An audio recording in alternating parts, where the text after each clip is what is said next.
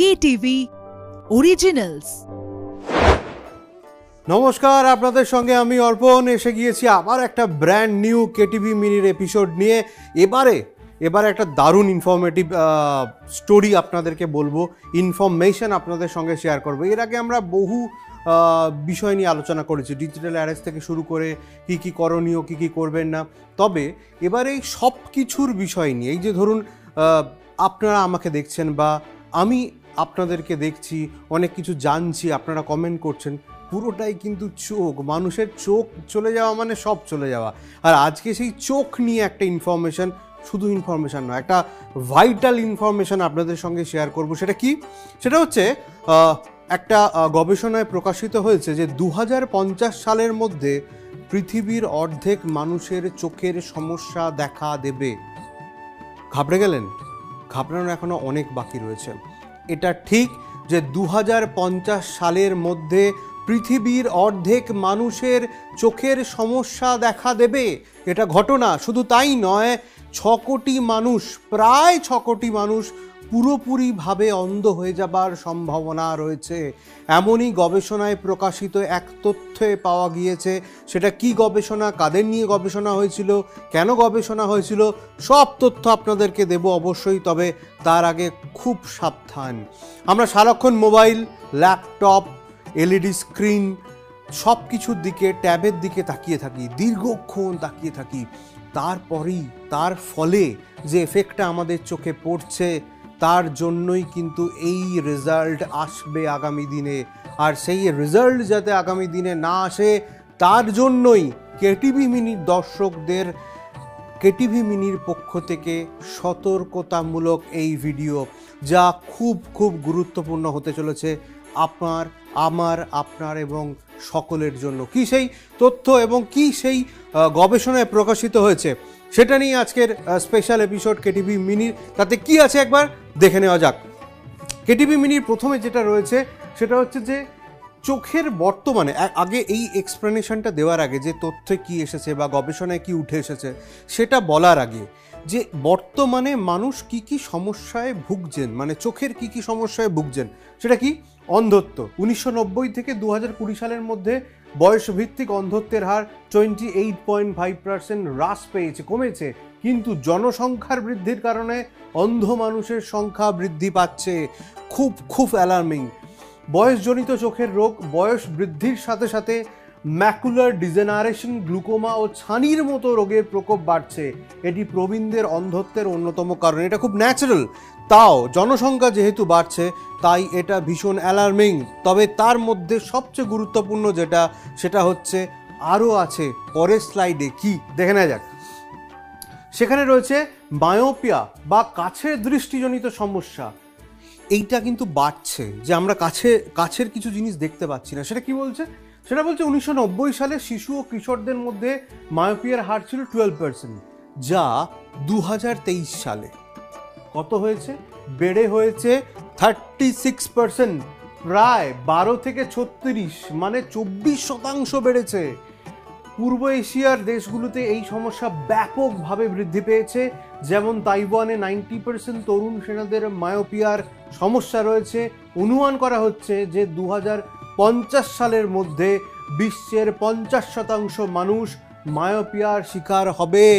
অর্থাৎ যেটা প্রথমেই বললাম, 2050 সালের মধ্যে পৃথিবীর প্রায় অর্ধেক মানুষ অন্ধকার, অর্থাৎ চোখের সমস্যায় ভুগতে থাকবেন। এটা ঘটনা, এটা ফ্যাক্ট, এটা তথ্যে প্রকাশিত হয়েছে। এরপরে কি আছে দেখেনি? ট্রাকোমাতেও এখন মানুষ ভুগছেন। উন্নত দেশগুলিতে বিলুপ্ত প্রায় হলেও আফ্রিকা, এশিয়া, মধ্যপ্রাচ্যের 42টি দেশে এই রোগ এখনও একটি বড় সমস্যা। 2022 সালে 12.5 করোড় মানুষ এখনও ট্রাকোমার ঝুঁকিতে রয়েছেন।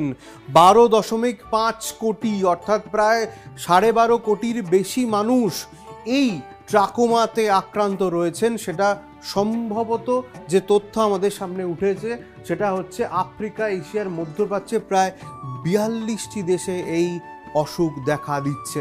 এরপরে কি আছে দেখে নি? এরপরে 2050 সালে চোখের সমস্যা আরও ভয়াবহ হবে। এটাই হচ্ছে বারবার অ্যালার্মিং, এবং সেটা নিয়ে বিস্তারিত বলছি। 6.1 কোটি মানুষ সম্পূর্ণ অন্ধ হয়ে যাবে সেটা জানানো হচ্ছে। 47.4 কোটি মানুষ মাঝারি থেকে তীব্র দৃষ্টি প্রতিবন্ধিতার সম্মুখীন হবে। 36 কোটি মানুষ হালকা দৃষ্টি প্রতিবন্ধিতায় ভুগবে।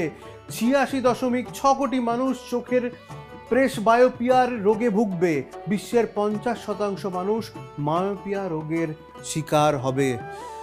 ভয়ানক ভয়ানক, এক কথায় সাংঘাতিক একটা ডেটা উঠে এসেছে যেটা আপনাদের সঙ্গে শেয়ার করছি। সাংঘাতিক ডেটা, সাংঘাতিক ডেটা, এর থেকে বড় ডেটা আর কিছু হতে পারে না। অর্থাৎ মারাত্মক রকম একটা সমস্যা কিন্তু আসতে চলেছে। এবার দেখে নেওয়া যাক কি আছে। চোখ ভালো রাখতে কি কি করবেন। এবার এত কিছু তো সমস্যার কথা আপনারা জানলেন, বিভিন্ন ডেটাতে সেই তথ্য উঠে আসছে, কিন্তু চোখ তো ভালো রাখতেই হবে। চোখ যদি ভালো না রাখা যায় তাহলে কোনো কিছুই আর কিছু করার থাকবে না, পৃথিবীটাই অন্ধকার হয়ে যাবে। তো চোখ ভালো রাখার জন্য যেটা করার দরকার সেটা হচ্ছে বাইরের যত্ন। যখন তখন চোখ ঘষবেন না, কন্ট্যাক্ট লেন্স নিয়মিত পরিষ্কার করতে হবে এবং ব্যবহারের আগে হাত ধুতে হবে। রোদে ইউভি প্রোটেক্টেড সানগ্লাস ব্যবহার করতে হবে, ম্যান্ডেটারি। এবার পুষ্টিকর ডায়েট, গাজর, সবুজ শাকসবজি, মাছ, ডিমের মতো খাবার খেতে হবে যাতে প্রচুর পরিমাণে vitamin A, C, E, zinc এবং ওমেগা 3 ফ্যাটি অ্যাসিড রয়েছে।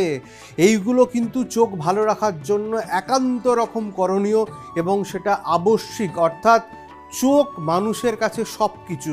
হৃদয় আর চোখ এই দুটো ভীষণ গুরুত্বপূর্ণ অঙ্গ। প্রত্যেক অঙ্গ গুরুত্বপূর্ণ হলো, এই দুটো অঙ্গ কিছু যদি বিকল হয়ে যায় তাহলে মানুষের জীবনটাই বৃথা। তাই চোখের মতো একটা বিষয় অবশ্যই সেদিকে নজর রাখতে হবে এবং চোখ যদি চলে যায় তাহলে কিন্তু অনেক রকম সমস্যারই সৃষ্টি হবে। তাই আজকে অন্তত এই চোখ ভালো রাখার জন্য কি কি করণীয় সেটা তো বলেই দিলাম। এবার লাস্ট যেটা পয়েন্ট, লাস্ট স্লাইড যেটা রয়েছে, যে চোখ ভালো রাখার শেষ দুটো পয়েন্ট, পর্যাপ্ত জল খেতে হবে। শরীরে জলের মাত্রা ঠিক রাখতে হবে, প্রতিদিন অন্তত 5 লিটার। এটা কখনো কখনো ক্ষেত্রে 4 থেকে 5 লিটার হলেও অসুবিধা হয় না। 20-20-20 ব্যায়াম, এটা ভীষণ ভীষণ গুরুত্বপূর্ণ চোখ ভালো রাখার জন্য। ভাবছেন তো 20-20-20 এই 3টে 20 ব্যায়ামটা কি? সেটা হচ্ছে চোখ ভালো রাখতে প্রতি 20 মিনিট পর, প্রত্যেক 20 মিনিট পর 20 সেকেন্ডের জন্য 20 ফুট দূরে তাকান। এই ব্যায়াম দৃষ্টিশক্তি বৃদ্ধি করে। 20-20-20 এই ব্যায়াম মারাত্মক রকম প্রয়োজনীয় চোখকে ভালো রাখার জন্য। তো বুঝতেই পারছেন যে আগামী দিনে চোখের সমস্যা কীভাবে বাড়তে পারে। যত শীঘ্র সম্ভব মোবাইল, ল্যাপটপ, কম্পিউটার, ট্যাব এই সব জায়গা থেকে একটু ব্যবহার কমান। সেই ব্যবহারগুলো কমিয়ে এবং যেগুলো খুব প্রয়োজনীয় সেখানে সেট করে নিন যে লাইট কি থাকবে, মোবাইল বা ক্যামেরার, সেইগুলো যদি না ঠিক করেন এই সমস্যা কিন্তু ক্রমশই বাড়তে থাকবে। তাহলে বুঝতেই পারছেন যে কতটা গুরুত্বপূর্ণ এই বিষয়। আর কি কি আছে একবার দেখে নেব। চোখ ভালো রাখতে স্ক্রিন ফিল্টার, যেটা আপনাদেরকে এক্ষুনি বললাম। মোবাইল বা কম্পিউটার স্ক্রিনের ব্রাইটনেস কমিয়ে দিতে হবে যতটা দরকার। ব্লু লাইট ফিল্টার ব্যবহার করতে হবে। নেশায় বিরাম দিতে হবে, এটা খুব ইম্পর্টেন্ট। অতিরিক্ত মদ্যপান এবং ধূমপান ক্যাটারাক্ট ও ম্যাকুলার ডিজেনারেশনের মতো ঝুঁকি বাড়ায়। তাই চোখ ভালো রাখতে নেশা কমাতে হবে। মাত্রাতিরিক্ত মদ্যপান এবং ধূমপান ক্যাটারাক্ট ও ম্যাকুলার ডিজেনারেশনের অন্যতম মূল কারণ।